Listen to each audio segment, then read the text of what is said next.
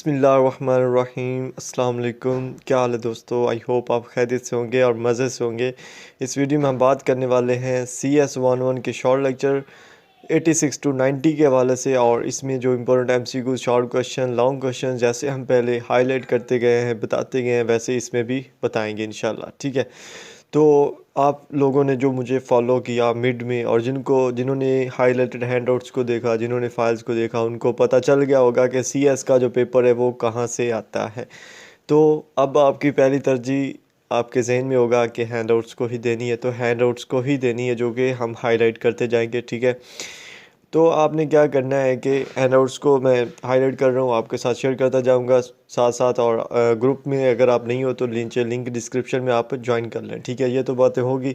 और अब अगर एक चीज़ है जिसको भी फ़ायदा हुआ है मिड में थोड़ा सा भी कि मेरे लेक्चर सुनने से, हाईलाइटेड हैंडआउट्स को देखने से, तो वो एक छोटा सा लाइक लाजमी कर दे। ठीक है, और अगर आप चैनल पर न्यू हो तो चैनल को लाजमी सब्सक्राइब कीजिएगा ताकि आने वाले वीडियोज़ भी आपको मिलती रहें। अब बात करते हैं हम इस वीडियो के वाले से। तो पहला हमारे पास अगर मॉड्यूल की बात करें, मॉड्यूल 86 है, और इसमें हमारे पास क्या है, फॉर्मल डेफिनेशन है एल्गोरिदम की। एल्गोरिदम क्या होता है?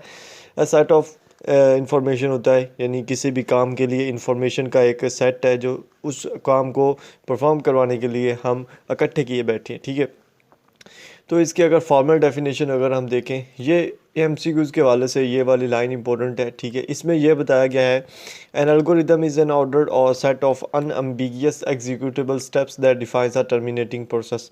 यानी एल्गोरिदम एक ऐसा सेट है जिसमें अनएम्बिगियस एग्जीक्यूटेबल स्टेप्स हैं, यानी एग्जीक्यूटेबल यानी जो परफॉर्म करवाने हैं स्टेप वो हैं, और जो डिफ़ाइन करता है टर्मिनेटिंग प्रोसेस को, यानी कि एंड वाला जो प्रोसेस होता है, जो कि प्रोसेस हो रहा होता है, जो ख़त्म होना होता है, उसके स्टेप्स को, उसको डिफ़ाइन करता है। ठीक है, ये होगी फॉर्मल डेफिनेशन। इसको आपने एज इट याद करना है। ये जो शॉर्ट कह रहा हूँ ये MCQs के लिए इम्पोर्टेंट है। ठीक है, उसके बाद ये जो कलरिंग होगी आपको मेरे हैंडआउट्स में, जहाँ भी ये वाली कलरिंग आए, तो इसका मतलब ये है कि ये MCQs के लिए इम्पोर्टेंट नहीं है, लेकिन यहाँ से MCQs बन सकता है, शॉर्ट क्वेश्चन नहीं, सिर्फ MCQs। ठीक है, यहाँ पे हमारे पास दो चीज़ें हैं, ऑर्डर और सीक्वेंस है। ठीक है, दोनों में अगर हम देखें तो अगर पहले ऑर्डर को देखें तो have a well established structure in terms of order of their execution. Order क्या होता है? किसी भी चीज़ को एक सही से तरतीब में देना, कि पहले ये वाला प्रोग्राम एग्जीक्यूट होगा, फिर ये वाला होगा, फिर ये वाला होगा। इस चीज़ को क्या कहते हैं? ऑर्डर कहते हैं। ठीक है, उसके बाद है does not mean a sequence like we do not have an parallel processing. Sequence का मतलब होता है कि एक नंबरिंग दे लेनी है। ठीक है, कि पहले ये वाला प्रोसेस होगा, देन ये वाला प्रोसेस होगा, देन ये वाला प्रोसेस होगा। ठीक है, एक उनकी सीक्वेंस बन जाती है, लाइक ABCD है, अल्फ़ाबेट है, तो पहले A वाले होंगे, फिर B वाले, फिर C वाले, फिर D वाले, तो ये एक उनकी सीक्वेंस होती है। ठीक है, उसके बाद जो एग्जीक्यूशन या एग्जीक्यूटेबल होता है, इसका मतलब होता है कि make a list of all the positive integers, तमाम पॉजिटिव इंटीजर्स उनकी एक लिस्ट बना लें, तो वो क्या होगा? एग्जीक्यूटेबल होंगी। ठीक है, ये इतने इंपॉर्टेंट नहीं है बिल्कुल भी। उसके बाद अनएम्बिगस की अगर बात करें तो ये MCQs आया हुआ है। इसमें यह है, the information in the state of process must be sufficient to determine uniquely and completely action required by each step. यानी हर स्टेप पे जो इन्फॉर्मेशन रिक्वायर्ड है वो डिटरमाइन करे यूनिकली और कम्प्लीटली तौर पे डिफ़ाइन करे उसको सफिशिएंट है कि नहीं है, जो प्रोसेस हो रहा है उसकी स्टेट के लिए वो इन्फॉर्मेशन सफिशिएंट है या नहीं है, उसको हम एम्बिगस कहते हैं। ठीक है, ये एक होता है साफ नज़र आता हो, एक होता है अनएम्बिगस, उसमें क्या होता है कि वो धब्बेदार नज़र आता है। तो इसमें वो होता है, इसमें यह है कि प्रोसेस की जो स्टेट है ना, उसके बारे में जितनी भी इंफॉर्मेशन है वो क्लियरली तौर पे, कम्प्लीटली तौर पे बताए कि इस टाइम में ये एक्शन जो है ना वो रिक्वायर्ड है, ताकि वो प्रोसेस जो है ना वो कंप्लीट हो सके। ठीक है, तो इसको एम्बिगस बोलते हैं। ये हो गया, उसके बाद इसको आपने छोड़ देना है। टर्मिनेटिंग प्रोसेस वैसे होता क्या है? The execution of an algorithm must lead to an end. ठीक है, यहाँ पे मैं इसको थोड़ा सा सेट कर लेता हूँ। ठीक है, क्योंकि ये एक दफ़ा हाईलाइट हो जाए तो फिर मुश्किल हो जाती है बार बार ऊपर आना। ठीक है, तो हम बात करते हैं नेक्स्ट यहाँ पे मॉड्यूल 87 की। ठीक है, 87 में हमें ना अब्स्ट्रैक्ट नेचर ऑफ एल्गोरिदम बताई गई है। ठीक है, इसमें दो चीज़ें हैं, एक एल्गोरिदम है, एक उसकी रिप्रेजेंटेशन है। ठीक है, अब एल्गोरिदम आपको पता है सेट ऑफ इंस्ट्रक्शंस है, ठीक है, जिसमें हम किसी भी प्रोग्राम को रन करवाना है, ठीक है। उसकी रिप्रेजेंटेशन क्या है वो हम एक एग्जांपल से अगर देखें तो हमारे पास क्या है, एक स्टोरी है और बुक है, ठीक है। स्टोरी क्या है, स्टोरी एक कंसेप्चुअल चीज़ है, ठीक है, नेचर है। और बुक जो है वो उसकी फिजिकल रिप्रेजेंटेशन है, यानी एक स्टोरी मैं ज़बानी सुना रहा हूँ और दूसरा क्या है, बुक उसकी लिखी हुई है, यानी उसी स्टोरी को मैंने लिख डाला है, वो क्या है, उसकी रिप्रेजेंटेशन है। तो जो मैं ज़बानी सुना रहा हूँ ना, ये डिफरेंट हो सकती है, ठीक है, लाइक मतलब ये सेम होगी, सॉरी। और जो बुक में रिप्रेजेंटेशन है वो डिफरेंट हो सकती है, लाइक बुक में हम उसमें चेंजिंग कर सकते हैं कि उसका फॉन्ट साइज़ चेंज कर सकते हैं, इस तरह से चेंजिंग आ सकती है, ठीक है। उसके बाद है यहाँ पे जो इम्पोर्टेंट आपने जो चीज़ याद करनी है इस ये क्या मॉड्यूल में, वो है कि a single algorithm can represented in many ways. ये वाली चीज़ आपने याद करनी है, ये जो है a single algorithm can be represented in many ways. ये सबस जितना भी हाईलाइट हुआ हुआ ये इंपॉर्टेंट है, जो आपने लाजमी याद करना है, ठीक है। तो यहाँ पे एल्गोरिदम के बारे में है कि एक सिंगल एल्गोरिदम बहुत सारे वेज में हम उसको रिप्रेजेंट कर सकते हैं, ठीक है। यह अलजेब्रिक फार्मूला है, इसको याद कर लीजिएगा, ठीक है। ये होता है कन्वर्टिंग करने के लिए टेम्परेचर को केल्सियस स्टेज से फ़ारेनहाइट स्केल में, ठीक है। उसके अलावा ये आपने छोड़ देना है ये जितना भी लिखा हुआ है, ठीक है। यहाँ पे आए तो यहाँ पे आपको एक चीज़ आएगी नज़र कि a program is a representation of an algorithm. Program क्या है, अगर प्रोग्राम यूँ इटैलिक्स में लिखा हुआ है जैसे ये लिखा हुआ है, तो इसका यहाँ पे मीनिंग ये होगा कि एक प्रोग्राम जो कि एल्गोरिदम को रिप्रेजेंट करते हैं, ठीक है। उसके बाद अगर हम इसी को अगर दोबारा देखें द टर्म, ठीक है, term program usually refers to a formal representation of an algorithm design for computer applications. अगर हम इसको कंप्यूटिंग लैंग्वेज में देखें तो इसका मतलब यही बनता है कि एल्गोरिदम को फॉर्मल रिप्रेजेंटेशन में अगर हम कंप्यूटर एप्लीकेशन डिज़ाइन करने के लिए यूज़ करते हैं, ठीक है। और प्रोसेस क्या होता है, प्रोसेस, ठीक है, प्रोग्राम और प्रोसेस दो चीज़ें यहाँ पे है, ठीक है। प्रोसेस होता है, मैं इसको दोबारा कर, process are ready to be activity of executing a program, यानी कि प्रोग्राम तो जस्ट क्या कर रहा है, एल्गोरिदम को रिप्रेजेंट कर रहा है। जो प्रोसेस है वो क्या करेगा, उसको एग्जीक्यूट करवाएगा। नाम से जाहिर करता है प्रोसेस, यानी उसकी प्रोसेसिंग करवाने का अमल जो है वो प्रोसेस कराएगा, ठीक है। तो ये दो चीज़ें हैं, प्रोग्राम और प्रोसेस, ये आपने लाजमी करना है, ठीक है। उसके बाद है हमारे पास प्रिमिटिव्स एल्गोरिदम रिप्रेजेंटेशन। यहाँ पे आपको मैं एक चीज़ बता दूँ कि ट्रेडिशनल नेचुरल लैंग्वेजेस क्या होती हैं और प्रिमिटिव कंप्यूटर लैंग्वेजेस क्या होती हैं। शॉर्ट क्वेश्चन है, छोटा सा है, बहुत ही इजी है और बहुत ही इम्पोर्टेंट है, ठीक है। लोगों को समझ नहीं आती इस क्वेश्चन की, छोटा सा मैं आपको बता देता हूँ। अब पहले अगर हम देखें traditional natural language, traditional natural language नाम से जाहिर करता है नेचुरली तौर पे जो बोली जाती है, like Urdu, English, Spanish, Russian, Japanese जो यहाँ पे लिखी हुई है, ठीक है। ये क्या है, ट्रेडिशनल नेचुरल लैंग्वेजेस हैं, ठीक है। अब जो कंप्यूटर की लैंग्वेजेस होंगी इसमें ना, ट्रेडिशनल नेचुरल लैंग्वेजेस में पिक्चर्स भी आ जाती हैं, ठीक है, लैंग्वेज ऑफ पिक्चर्स, ठीक है। अब जो दूसरी तरफ होती है ना, यहाँ पे एक एमसीक्यूज आप नोट कर लें, फिर मैं वो डिफरेंस बताता हूँ आपको। The terminology used has more than one meaning, ठीक है, ठीक है। ये नेचुरल चैनल्स में जो कम्युनिकेशन में एक टर्मिनोलॉजी होती है ना, ये जो नेचुरल लैंग्वेज है, नेचुरल लैंग्वेज की यहाँ पे बात हो रही है कि एक नेचुरल लैंग्वेज में जो एक लफ्ज़ होता है उसके एक से ज़्यादा मीनिंग होते हैं, ये एमसीक्यूज है, ठीक है। ये इसमें इसी तरह लिखा होता है और नीचे दो ऑप्शन होते हैं, एक नेचुरल लैंग्वेज का, एक प्रिमिटिव लैंग्वेज का, या कंप्यूटिंग लैंग्वेज का, या प्रोग्रामिंग लैंग्वेज का, ठीक है। तो उसमें नेचुरल लैंग्वेज होती है। ये कैसे होता है, मतलब इंग्लिश का कोई भी एक आप ले लें, ठीक है, उसके काफ़ी ज़्यादा मीनिंग होते हैं, उसके काफ़ी ज़्यादा सिनोनिम्स होते हैं, ठीक है। तो ये उसी बात को ज़ाहिर कर रहा है कि कोई भी टर्मिनोलॉजी हो नेचुरल लैंग्वेज में तो उसके एक से ज़्यादा मीनिंग होते हैं, लेकिन प्रोग्रामिंग लैंग्वेज में एक जो टर्मिनोलॉजी होती है उसका जस्ट एक ही मीनिंग होता है, उसका ज़्यादा मीनिंग नहीं होते, ठीक है। अब हम बात करते हैं, आपको नेचुरल लैंग्वेज की समझ आ गई होगी। अब हम प्रिमिटिव्स या जो प्रोग्रामिंग लैंग्वेजेस होती हैं उनकी बात करते हैं। तो प्रोग्रामिंग लैंग्वेज कौन सी होती हैं, आपने सिंपल लिख देना है, ऐसी लैंग्वेजेस जो प्रोग्राम्स को रन करती हैं या प्रोग्राम्स को बिल्ड करने के लिए कंप्यूटिंग में, ठीक है, कंप्यूटर प्रोग्राम्स, ठीक है, कंप्यूटर सॉफ्टवेयर्स को बिल्ड करने के लिए जो लैंग्वेजेस इस्तेमाल होती है वो प्रोग्रामिंग लैंग्वेजेस है। और इनमें अब कौन सी आ जाती हैं, इनमें सारी आ जाती हैं, C++, जावा स्क्रिप्ट जो है, ठीक है, इस तरह की सारी जो है वो इसमें आ जाती है, जो प्रिमिटिव लैंग्वेजेस है, ठीक है।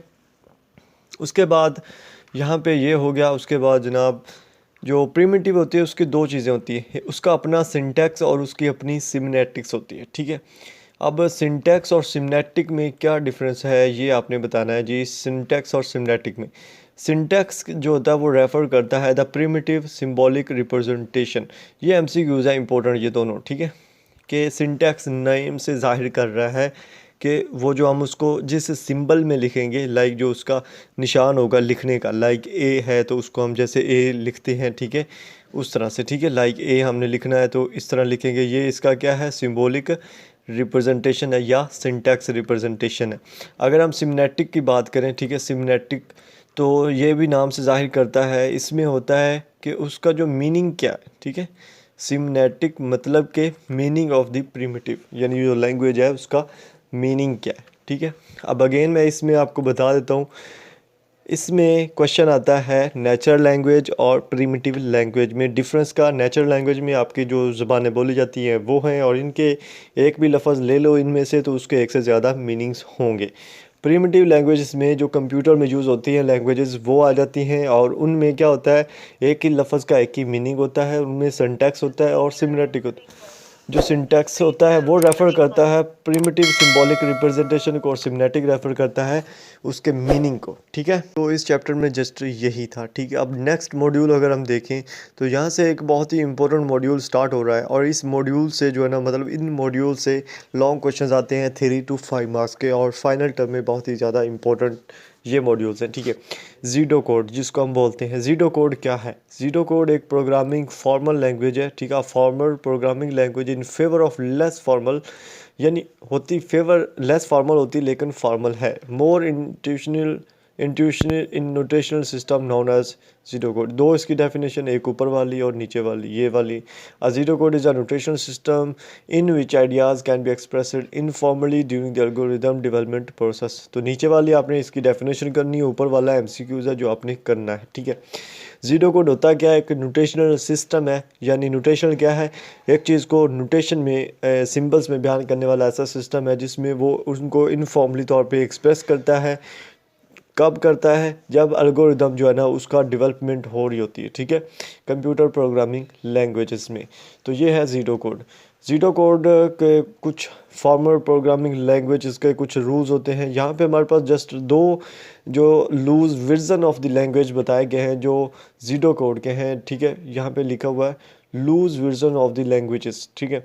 तो जो आपने जस्ट इस यहाँ पे एक तो डेफिनेशन, दूसरा ऊपर वाला क्विज है, और यहाँ पे आपने ये याद रखना है कि दो जो लूज वर्जन है लैंग्वेज के ज़ीरो कोड में वो कौन कौन से हैं, अल्गोल एंड पास्कल है, ठीक है, जस्ट इतना। उसके बाद जो ये अल्गोल और पास्कल कहाँ यूज़ होते हैं, टेक्स्ट बुक्स और एकेडमिक पेपर जितने भी हैं वहाँ पे ये चीज़ यूज़ हो रही है, ठीक है। अल्गोल और पास्कल टेक्स्ट बुक और एकेडमिक पेपर्स में यूज़ हो रहे हैं। उसके अलावा जो जावा है या सी की लैंग्वेजेस होती हैं, सी प्लस प्लस होती है, ठीक है। इसके अलावा भी सी की कुछ लैंग्वेजेस होती हैं, ठीक है। वो क्या होता है, वो यूज़ होता है प्रोग्रामिंग लैंग्वेजेस में, ठीक है। नॉलेज ऑफ दिस लैंग्वेजेस यानी प्रोग्राम के जितने भी नॉलेज है वो इन दोनों लैंग्वेजेस में होता है। जावा, सी प्लस प्लस, HTML वो सारे इसमें आ जाते हैं, ठीक है।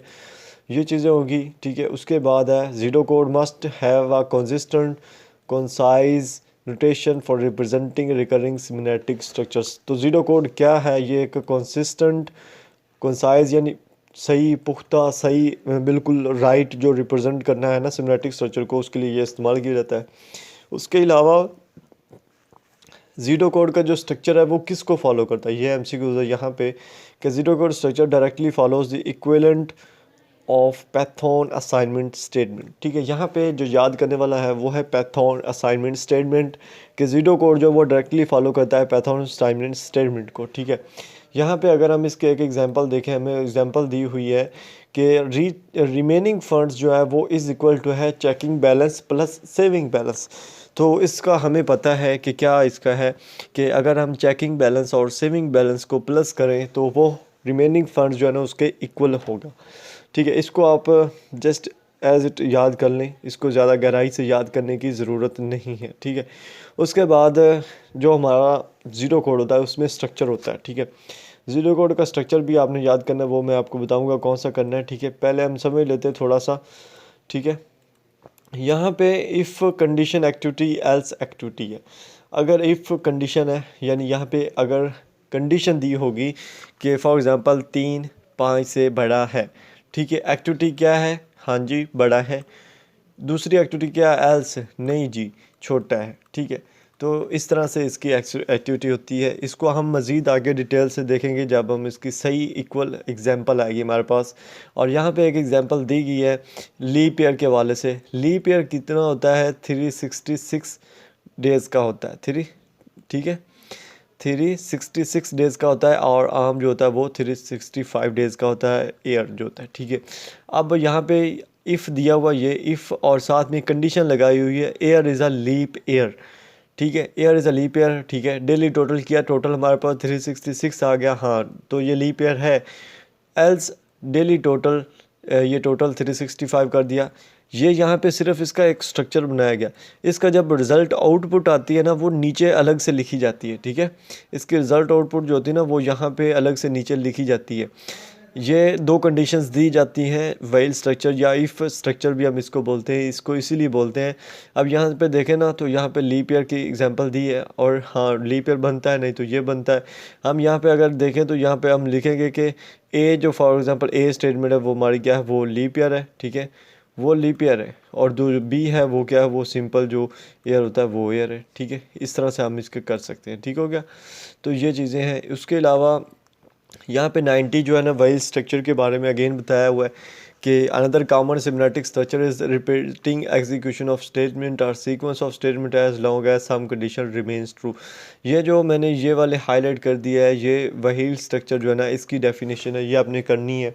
ये ज़ीरो कोड के अंदर व्हाइल स्ट्रक्चर होता है कि सिमेट्रिक स्ट्रक्चर होता है, लाइक सिमेट्रिक बयान करके उसने क्या करना है, उसका मीनिंग बयान करना है। तो ये उस वक्त तक मीनिंग बयान करता रहता जब तक कि वो जो कंडीशंस दी हुई थी वो ट्रू ना हो जाए, ठीक है। तो यहाँ पे दो ये कंडीशंस दी हुई हैं, एक ये है और एक ये है। इसमें दिया हुआ ये है कि as long as there are ticket to sell continue selling tickets, मतलब जितनी देर तक टिकट्स हैं आप सेलिंग करते रहो टिकट की। While there are tickets to sell keep selling tickets, यानी अगर टिकट्स सेल करने के लिए हैं तो सेल करते रहो। ये दोनों मैंने क्यों की हैं, क्योंकि दुकान जो है ना वो एक क्विज आता है कि नीचे दोनों स्टेटमेंट्स दी होती हैं और बोलते हैं कि इसमें से जो ना व्हाइल स्ट्रक्चर की जो स्टेटमेंट है वो आप टिक करो। तो दोनों दी होती हैं, हाँ अगर आप दोनों को देखो तो बहुत जो है ना वो आप लगा दीजिएगा, ठीक है। ये हो गया। उसके बाद इसमें कुछ नहीं है, ठीक है। नेक्स्ट जो है ना ये 91, ये हम नेक्स्ट वीडियोस में करेंगे। इसमें जो है ना इम्पोर्टेंट लॉन्ग क्वेश्चंस है जो आपके सामने है, ये वाला, इसको मैं आपको समझाऊंगा क्या क्या करना है इसका, ठीक है। अभी तक के लिए इतना ही है। तो आई होप आपको वीडियो अच्छी लगी होगी और चैनल को सब्सक्राइब कर दें अगर अभी तक नहीं किया तो। वीडियो को भी लाइक कीजिएगा अगर वीडियो अच्छी लगी है तो। मिलेंगे नेक्स्ट वीडियो में, अपना ख्याल रखिएगा। अल्लाह हाफिज़।